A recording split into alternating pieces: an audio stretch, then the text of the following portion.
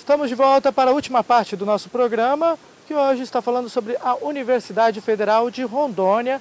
A nossa convidada de hoje, a nova reitora, a professora Maria Berenice Tourinho. Ela é a primeira reitora eleita da Universidade Federal daqui do estado de Rondônia.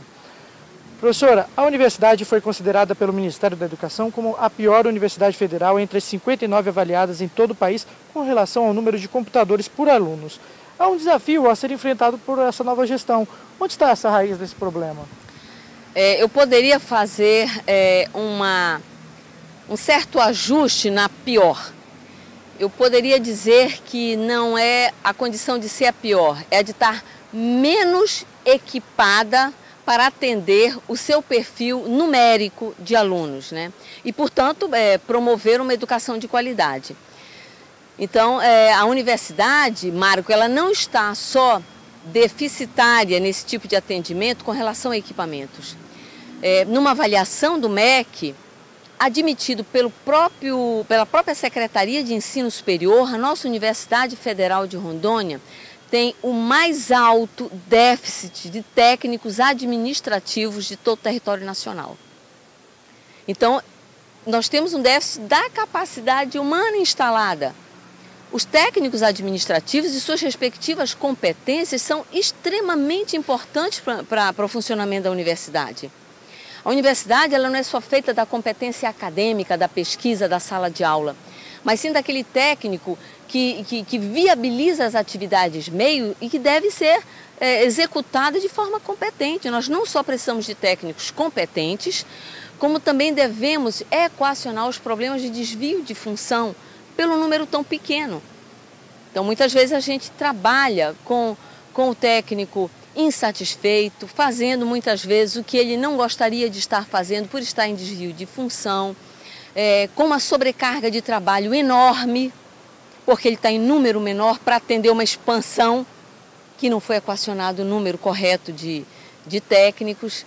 A gente faz concursos de forma muito esporádica. É necessário um volume maior de concursos para termos mais técnicos, principalmente também voltados às áreas de laboratório. Hoje nós temos laboratórios sem técnicos específicos.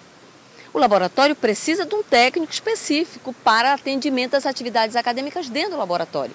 Então não são só atividades meio. Nós temos atividades de pesquisa e de função acadêmica, onde o técnico de nível superior é importante nos laboratórios.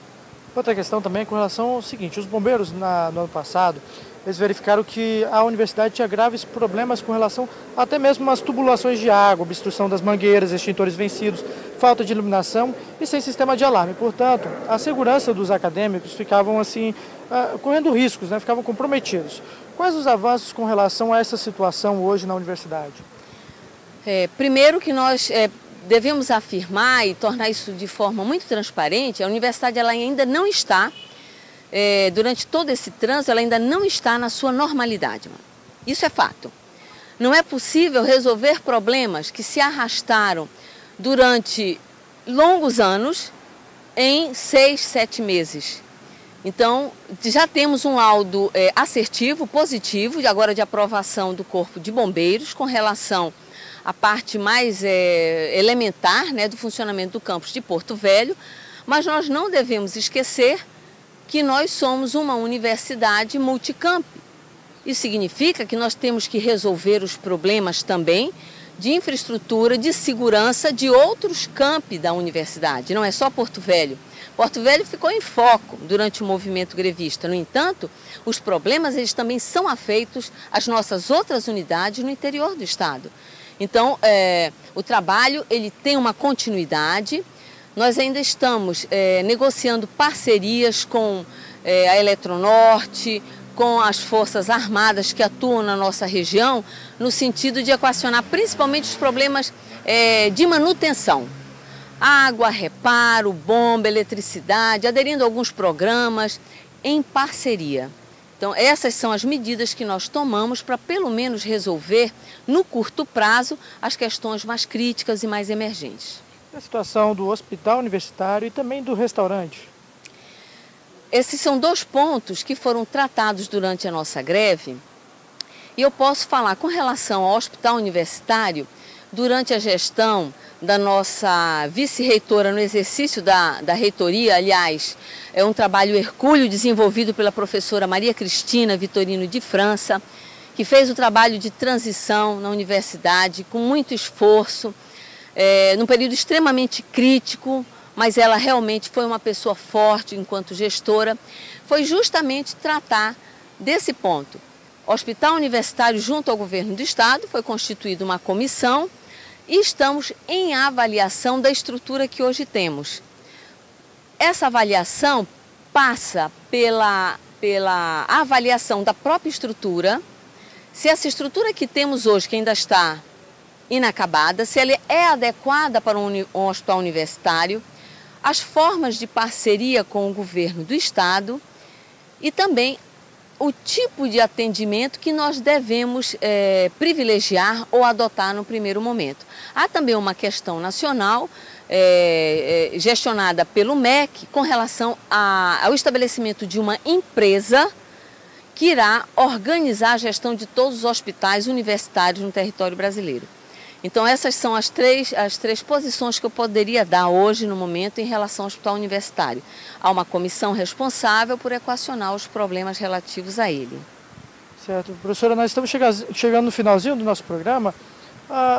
Antes de encerrar, eu gostaria de saber, já para passar para o telespectador, em quanto tempo que os acadêmicos e professores podem já ver a gestão da professora Berenice com o cara da professora Berenice? Bem, isso aí, de um ponto de vista bem otimista, eu acho que você poderia perguntar a eles agora, para ter justamente um parâmetro do início e depois a gente agendar uma nova entrevista em que novamente você pergunte a eles. Por que eu digo isso? Porque só um padrão de avaliação à medida que você tem o início e nós estamos apenas com um mês. Que tal perguntar para os alunos e professores o que eles estão achando desse primeiro momento e depois a gente voltar a conversar mais tarde? Certo, então o convite já está feito para comparecer no programa mais tarde, daqui lá para frente. Professora, nós estamos chegando no finalzinho do nosso programa, eu gostaria muito de agradecer a sua presença, a sua participação, de ter aceitado o nosso convite, logo depois daquele debate que nós fizemos, cada um que se comprometeu a comparecer aqui caso vencesse aquela eleição, e você, como vencedora, cumpriu com a sua palavra e esteve aqui no nosso programa de hoje. Gostaria de, antes de encerrar, que você fizesse suas considerações finais. Marco, muito obrigada por mais essa oportunidade. O ensino superior no estado de Rondônia hoje é representado pela nossa única universidade federal. Ele conta com o apoio da mídia para tornar a administração e os seus feitos acadêmicos e científicos transparentes. Nós precisamos dessa mídia levando para a nossa comunidade os nossos trabalhos, aquilo que a gente desenvolve. Nós ficamos muito tempo calados. Isso não significa que nós não tivéssemos trabalhos a apresentar. Isso significa que nós não estávamos sabendo aproveitar a divulgação. Então eu estou te agradecendo pessoalmente, né? E a Amazonsat, novamente, essa oportunidade de conversar com o povo da região amazônica. Eu sou amazonense, me sinto orgulhosa dessa região. E de dizer que a essa oportunidade, mais uma vez, muito obrigado, eu dou esse obrigado, peço e digo em nome da Universidade Federal de Rondônia. Certo, mais uma vez, muito obrigado, professora, por ter comparecido aqui no nosso programa conosco. Universidade Federal de Rondônia, essa foi a temática do nosso programa semanal. Voltaremos na semana que vem, sempre com um novo assunto e uma nova temática. Até lá!